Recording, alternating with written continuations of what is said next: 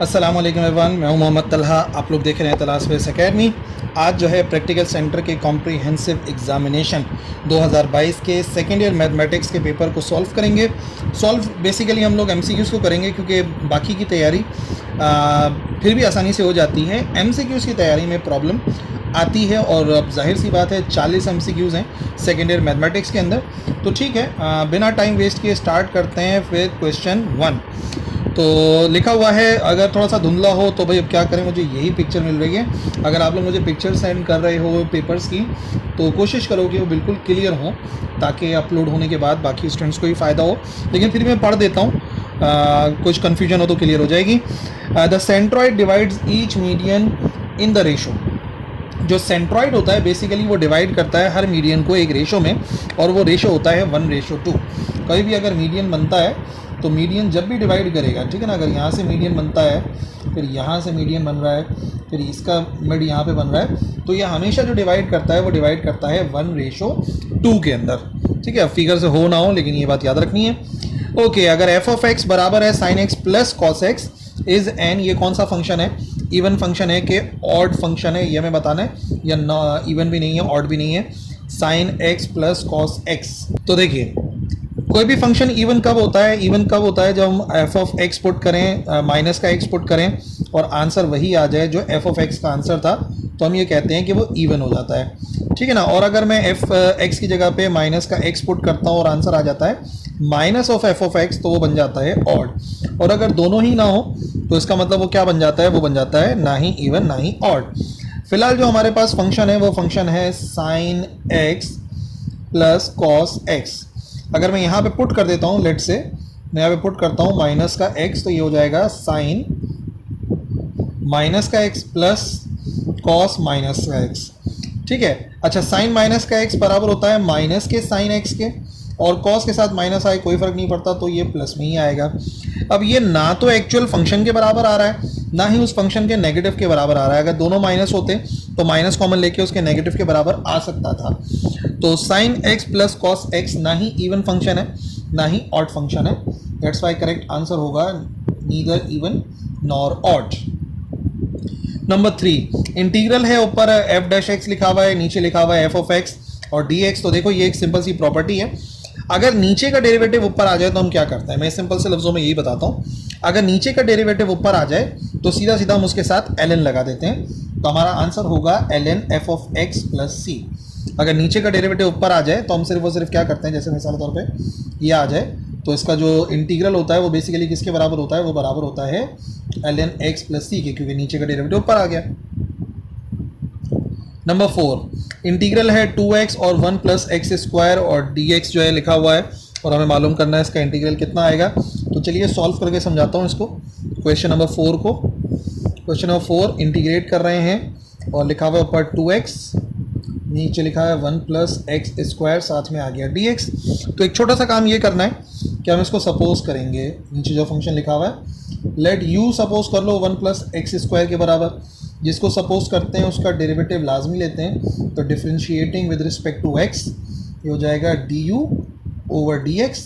1 का derivative 0, x का derivative 2x। यहाँ से dx की वैल्यू को अलग करो तो क्या वैल्यू आ जाएगी? ये आ जाएगी du डिवाइड बाय 2x, और यहाँ पर आ जाएगा du डिवाइड बाय, और ये हो जाएगा dx। ठीक है ना। अब ज़रा नोट करो, ये जो पूरा हमारा क्वेश्चन है वो क्या बनेगा? ये कन्वर्ट हो जाएगा किस में? यह बन जाएगा कुछ इस किस्म का। इधर लिखा हुआ है 2x और इधर जो है वो आ रहा है 1 प्लस एक्स स्क्वायर, का मतलब ये तो u के बराबर है। ठीक है। और यहाँ पे क्या लिखा हुआ है? यहाँ पे लिखा हुआ था dx, तो dx की जगह पे आ जाएगा du अपॉन 2x। 2x से 2x कैंसिल, तो इंटीग्रल आ गया, du आ गया, और नीचे लिखा हुआ है u। नीचे का डेरिवेटिव ऊपर आ जाए तो क्या करते हैं? ये पूरा सॉल्व करने की ज़रूरत भी नहीं है, ये सॉल्व करवाने का मकसद सिर्फ इतना ही था। आप सिर्फ ये देख लो, नीचे का डेरिवेटिव ऊपर आ गया। जब नीचे का डेरिवेटिव ऊपर आ गया तो हम सिर्फ क्या काम करते हैं? हम लिख देते हैं ln u प्लस सी, और u जिसके बराबर था उसको अगर सिंप्लीफाई करके यहीं पर ही लिख दूँ तो क्या बनेगा? ये हो जाएगा ln 1 plus X square plus C. तो नीचे का डेरिवेटिव अगर ऊपर आ जाता है तो सीधा सा काम है कि हम ln लगा देते हैं, तो ये हो जाएगा ln 1 plus X square plus C. 5 derivative है ln sec x का, ठीक है, अगर डेरिवेटिव मालूम करेंगे ln sec x का तो ये हो जाएगा नंबर 5, क्वेश्चन नंबर 5। डिफरेंशिएट कर रहे हैं ln sec x को, तो अगर डिफरेंशिएट करते हैं तो पहले इसका डेरिवेटिव आएगा, तो ये हो जाएगा 1/sec x। फिर sec x का अपना डेरिवेटिव मालूम करते हैं तो वो किसके बराबर आता है, वो आता है sec x इंटू 10x। ठीक है ना, मतलब वो हमने सबसे पहले इस फंक्शन का डेरिवेटिव लिया और फिर फंक्शन के बाद जो उस फंक्शन की वैल्यू थी उसका डेरिवेटिव लिया। ln का मतलब 1/, जो भी वैल्यू लिखी होती है, और फिर sec x का अपना derivative sec x into 10x। ये दोनों कैंसिल हो गए, आंसर आ जाएगा सीधा सीधा बराबर 10x के। तो वैल्यू क्या हो जाएगी हमारे पास, सीधा सीधा 10x, this one. Number 6, the necessary condition for extreme values of a function. Extreme values of the function के लिए जो नेसेसरी कंडीशन ये है कि जब भी हम उसका स्लोप मालूम करते हैं यानी कि डेरिवेटिव मालूम करते हैं तो बराबर आना चाहिए 0 के। ठीक है ना, एक्सट्रीम फंक्शंस जो होते हैं, जो एक्सट्रीम वैल्यूज होती हैं, ठीक है, ये क्वेश्चन नंबर 6 है ना।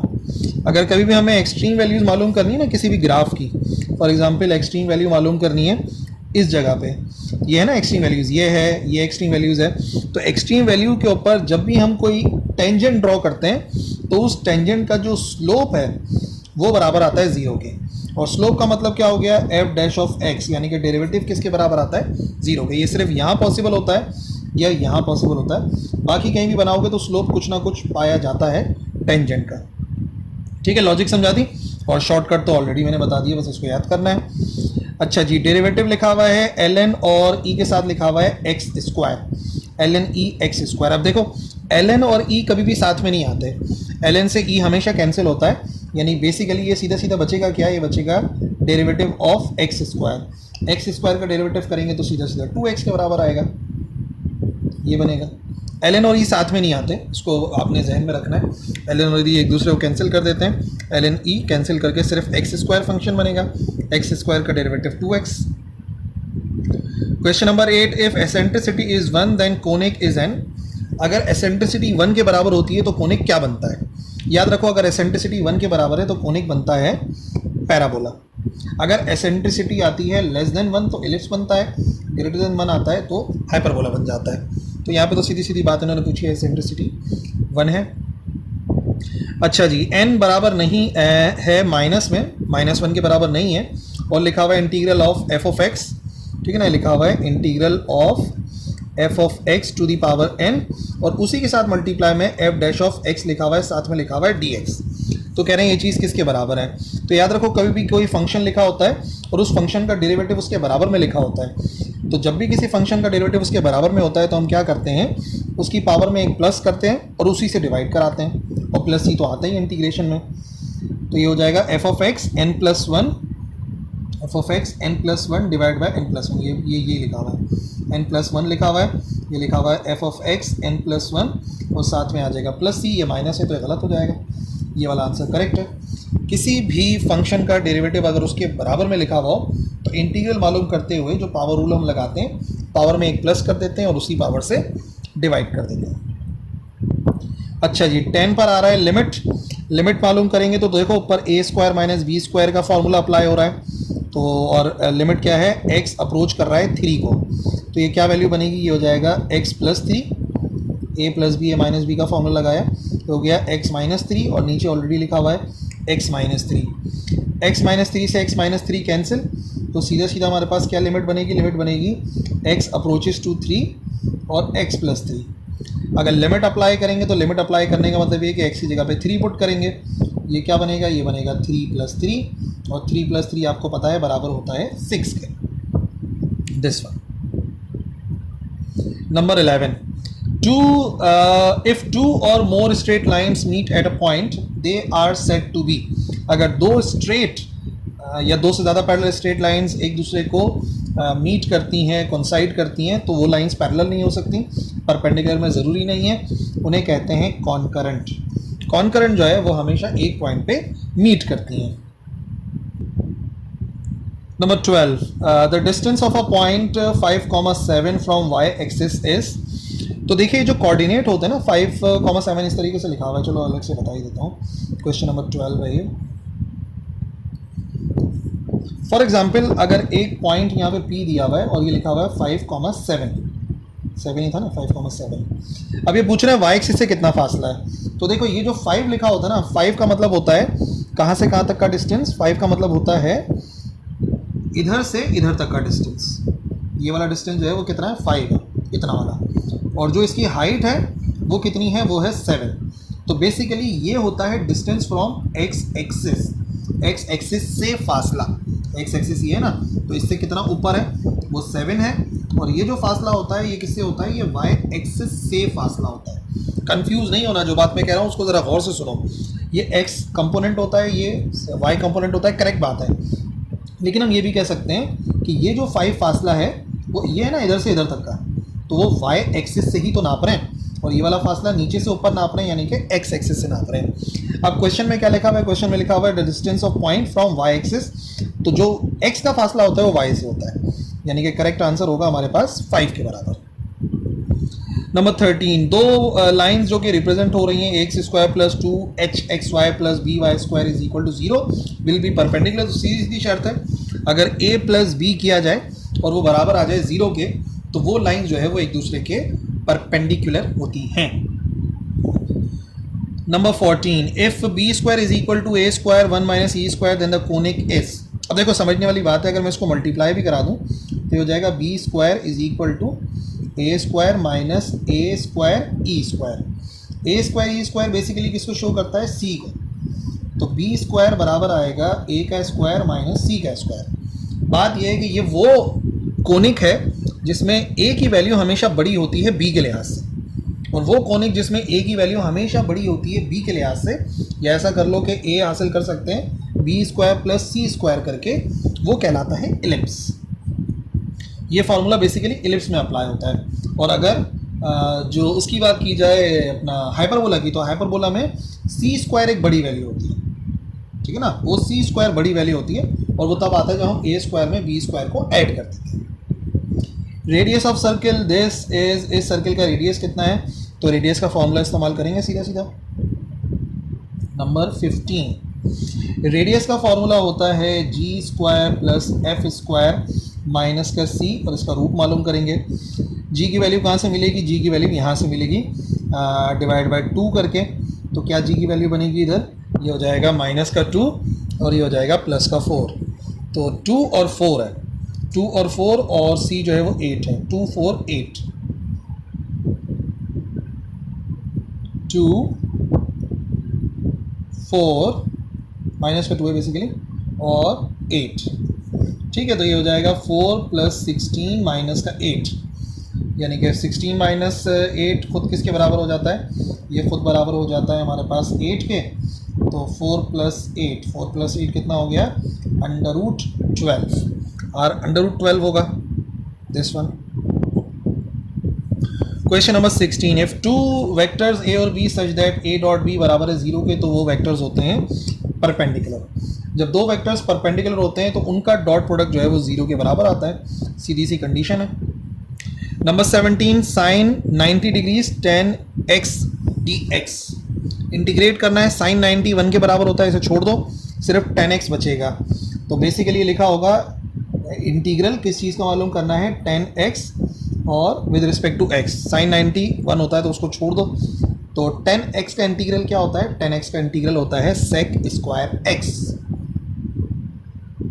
नहीं sec x tan x plus C, ln sec x plus C या sec x प्लस सी। तो tan x का डेरिवेटिव होता है ln sec x plus C. Number 18, the centre of circle, इस सर्किल का सेंटर मालूम करना है। तो सेंटर की वैल्यू कहाँ से आती है, सेंटर की वैल्यू आती है जी और एफ की वैल्यू से। तो यहाँ से हमें जी की वैल्यू मिल जाएगी। जी की वैल्यू कैसे आती है, डिवाइड बाय 2, तो डिवाइड बाय 2 हो जाएगा 6, ठीक है। जी की वैल्यू 6 आ गई, और एफ तो यहाँ पर है नहीं क्योंकि वाई की वैल्यू नहीं है, तो 0 हो जाएगा। लेकिन ये जी और एफ की वैल्यू है, सेंटर कोऑर्डिनेट माइनस जी माइनस एफ होते हैं, तो -6 और 0 आएगा, -6 और 0, -6 और 0 दिस वन। इंटीग्रल डेरिवेटिव मालूम करना है 19 में, और लिखा हुआ है 3 टू दी पावर x, ये लिखा हुआ है 3 टू दी पावर x, और इसका हमें मालूम करना है डेरिवेटिव, ठीक है। नज़र नहीं आ रहा तो मैंने अलग से भी लिख दिया। तो सीधी सी प्रॉपर्टी इधर इस्तेमाल हो रही है। अगर कभी भी हमें डेरिवेटिव लेना होता है, जो फार्मूला है उसको अप्लाई करो, क्या इसको सॉल्व करना, और लिखा होता है यहाँ पे कोई भी कांस्टेंट और x लिखा होता है, तो इसका डेरिवेटिव आता है, ये एज इट इज़ वैल्यू आती है, और फिर ln लिखा होता है इस कांस्टेंट टर्म का। ठीक है जी। अब यहाँ पे जो हमारा बन रहा है वो क्या बन रहा है, 3x। तो 3x का क्या मतलब बना, पहले तो 3x एज इट इज़ आ जाएगा और फिर ln 3 आएगा, 3 टू दी पावर x और ln 3 आएगा, ये लिखा हुआ। Number 20, the magnitude of a vector a4i + 3j is. ठीक है, मैग्नीट्यूड मालूम करना है वेक्टर का 4i + 3j। तो वेक्टर के मैग्नीट्यूड का फॉर्मूला x का स्क्वायर प्लस y का स्क्वायर बराबर आ जाता है रूट लेने के बाद, तो 4 का स्क्वायर प्लस 3 का स्क्वायर, 4 का स्क्वायर कितना हो गया 16 प्लस 9 और स्क्वायर रूट, तो ये हो जाएगा हमारे पास 16 + 9 25, 25 का स्क्वायर रूट हो जाता है बराबर 5 के। Number 21, the slope of the bisector of the first and third quadrant is. जो स्लोप होता है फर्स्ट और थर्ड क्वाड्रेंट का वो बराबर होता है 1 के। ठीक है, फर्स्ट और थर्ड क्वाड्रेंट का जो स्लोप होता है इस तरीके से बनता है 45 डिग्रीज पर, और 45 डिग्रीज का मतलब स्लोप 1 होता है, x और y में बराबर का चेंज होता है। अच्छा जी, ये क्या लिखा हुआ है, ये मैं लिख देता हूँ दोबारा से। ये लिखा हुआ है लिमिट x अप्रोचेस टू 0, और ये लिखा हुआ है EMX, फिर लिखा हुआ है -1 और ये आ गया x।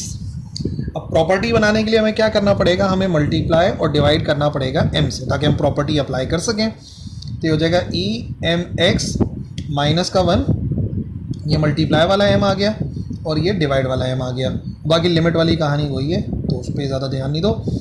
ठीक है, अब ये जो पूरी वैल्यू है, कोई भी अगर ये mx लिखा और उसी की पावर यहाँ पे नीचे लिखी हुई हो तो ये पूरी वैल्यू 1 के बराबर आती है। तो m बचेगा मल्टीप्लाई में 1 बचेगा, आंसर आ जाएगा m, करेक्ट आंसर हो जाएगा m।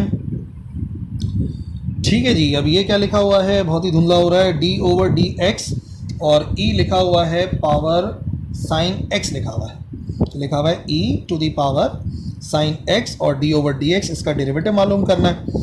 ठीक है जी, तो सबसे पहली बात इसका e का अपना डेरिवेटिव सेम रहता है, तो e sin x आएगा, और sin x का अपना डेरिवेटिव इसके साथ मल्टीप्लाई में लिखेंगे जो होता है cos x, तो e sin x into cos x, e sin x into cos x this one.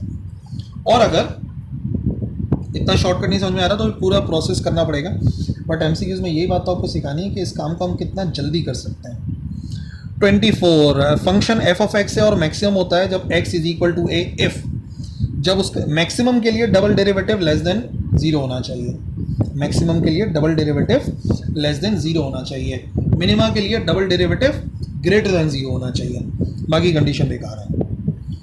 दो स्ट्रेट लाइन है a1x b1y plus c1 = 0, a2x plus b2y plus c2 = 0 perpendicular होंगी, तो कौन सी वाली कंडीशन सही है, अलग से लिख के समझाते हैं।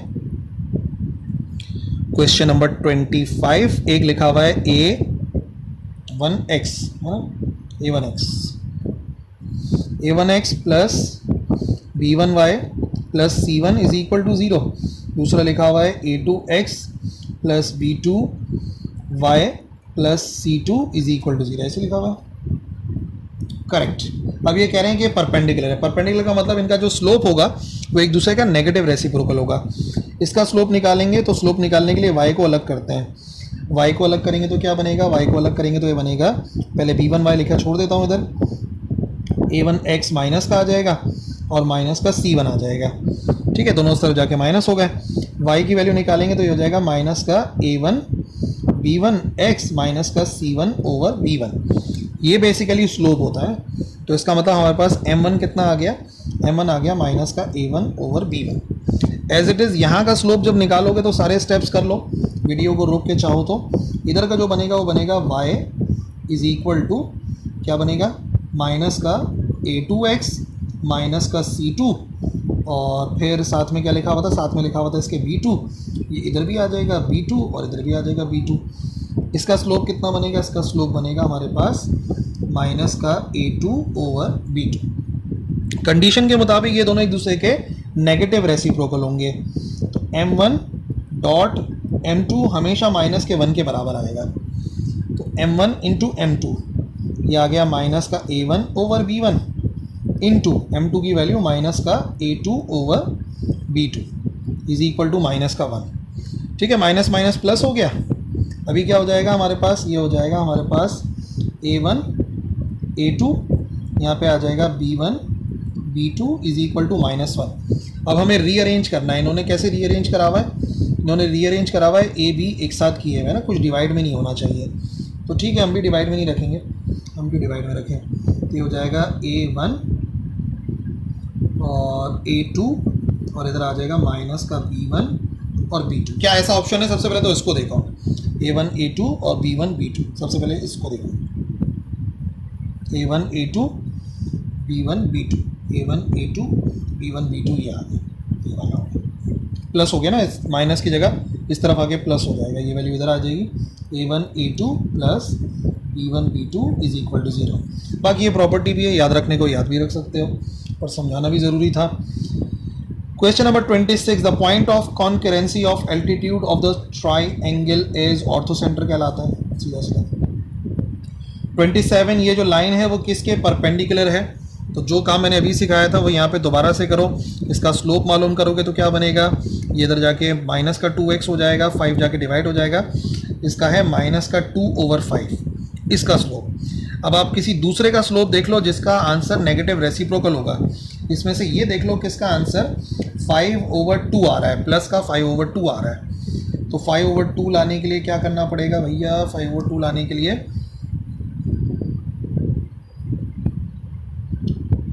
इस वाले से हो जाएगा, ये हो जाएगा हमारे पास 2x प्लस का 4 और ये हो जाएगा 5y।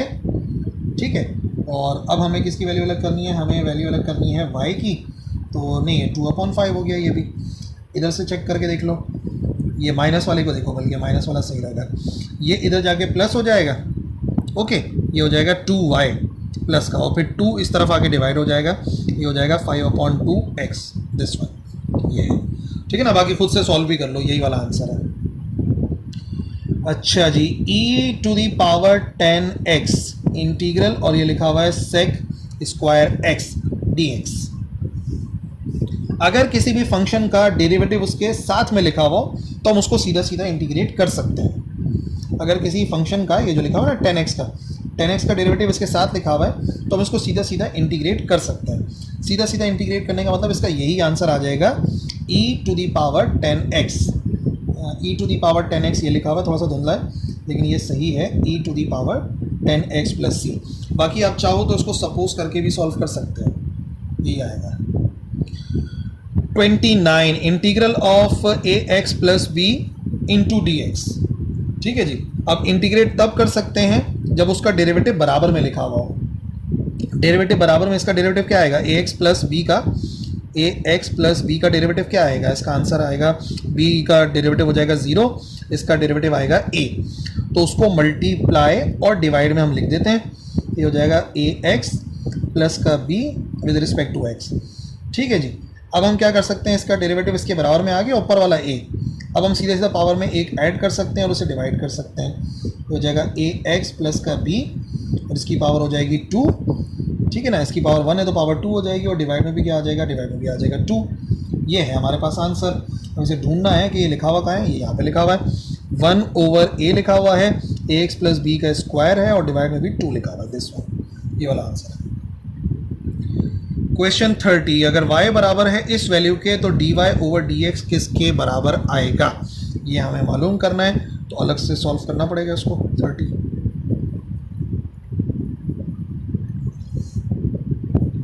लिखा हुआ है y is equal to ln, y is equal to ln, और क्या वैल्यू है 1 प्लस एक्स का स्क्वायर ओवर क्यूब लगा हुआ है, 1 प्लस एक्स स्क्वायर और यहाँ पे लगा हुआ है क्यूब। तो सबसे पहले ln का डेरिवेटिव, ln में क्या आ जाता है 1 प्लस एक्स स्क्वायर, पावर हो जाती है क्यूब। उसके बाद पावर का डेरिवेटिव लेंगे तो ये हो जाएगा 3 और यहाँ पर आ जाएगा 1 प्लस एक्स स्क्वायर और 3 की पावर हो जाएगी -1, तो ये हो जाएगा 2। और इसी के साथ साथ जब अगला काम करेंगे तो ब्रैकेट का डेरिवेटिव 1 का डेरिवेटिव हो गया 0 और एक्स स्क्वायर का डेरिवेटिव हो जाएगा 2x। अब देख लो जो जो कैंसिलेशन हो रही है उसे कैंसिल करो।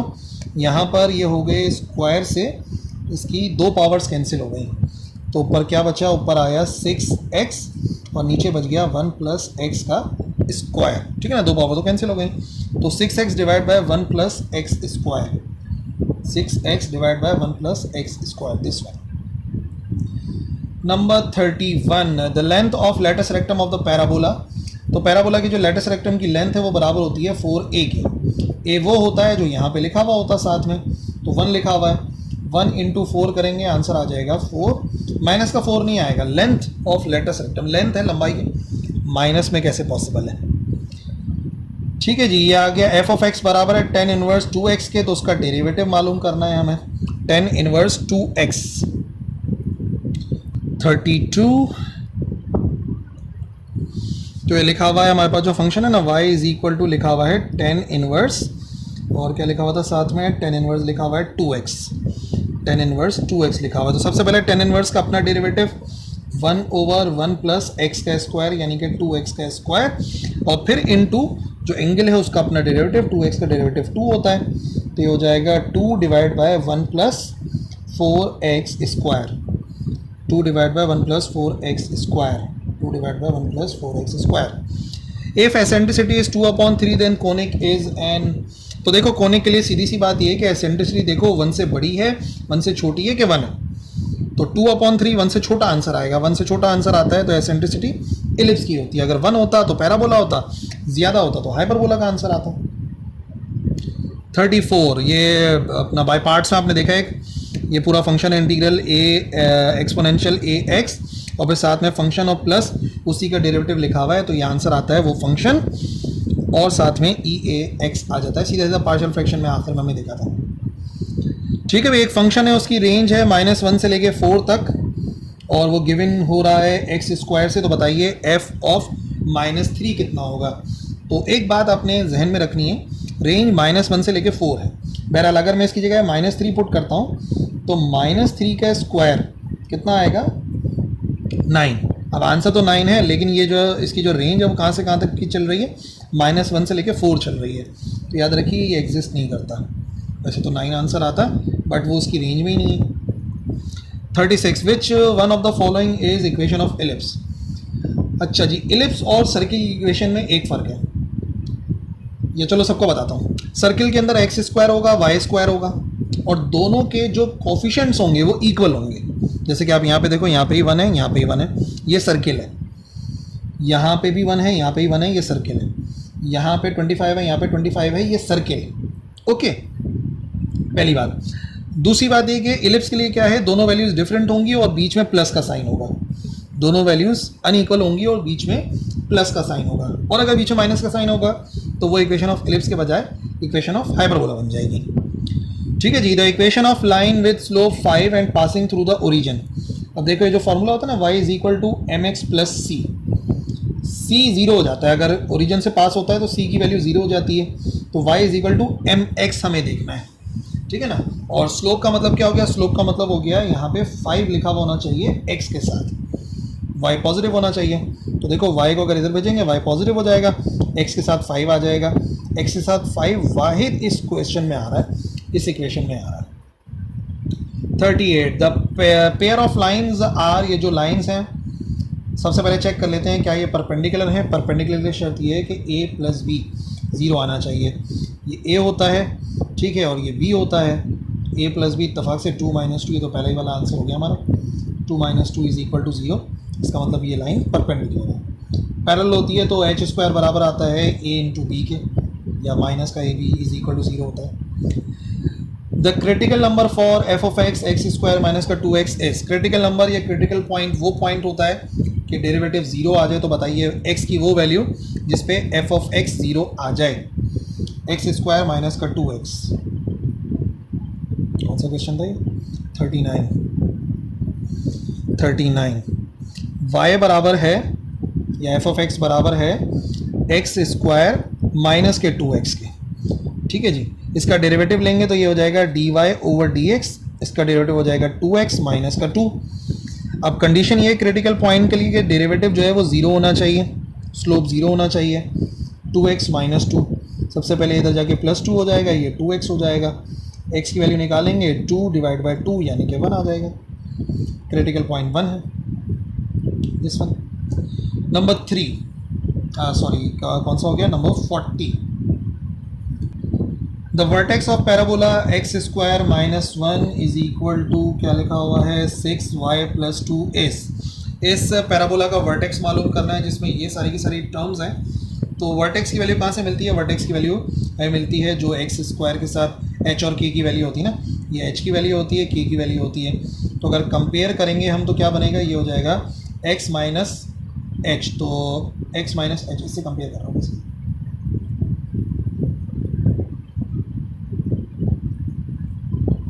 y माइनस का की, ठीक है ना, इससे कंपेयर कर रहे हैं। तो माइनस का साइन है तो ये तो सही है, h की वैल्यू तो 1 ही होगी, ठीक है जी। और यहाँ पे लिखा है माइनस का 2, तो k की वैल्यू होगी माइनस के 2 के बराबर। यहाँ प्लस का 2 लिखा हुआ है, साइन में माइनस का 2 होना चाहिए, तो 1 माइनस 2 होगा हमारा करेक्ट आंसर दिस वन।